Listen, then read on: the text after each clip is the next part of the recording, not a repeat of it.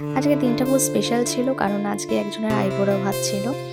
তা ওকে যেহেতু আইবুড়ো ভাত খাওয়ানো হবে, তাই ছেলেকে তাড়াতাড়ি স্নান টান করিয়ে নিলাম। করিয়ে আমি বললাম একটা আব্বা দাও।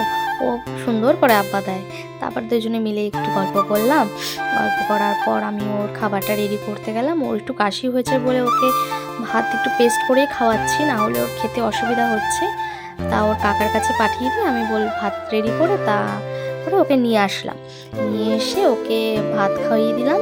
ভাত বলতে ওই চাল ডাল সব রকম সবজি দিয়ে ভাত করে পেস্ট করা, আর সাথে মাছ নিয়েছিলাম। ওইভাবে ওকে খাইয়ে দিলাম।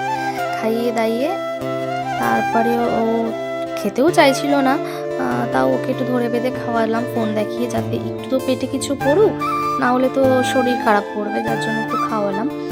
আর আজকের যেহেতু আইবুড়ো ভাত ছিল, পোলাও, চিকেন কষা, চাটনি, আলুর দম, কাতলা মাছের কালিয়া, দই, মিষ্টি সবই ছিল। আর তার মধ্যে থেকে আমার ছেলে আবার ভাগ বসিয়েছে, শশা খেয়েছে।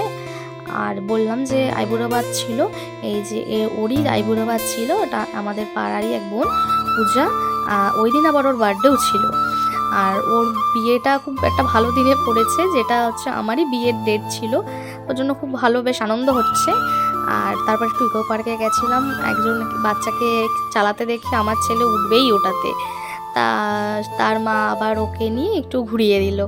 এইভাবেই আমাদের দিনটা শেষ হলো। চলো।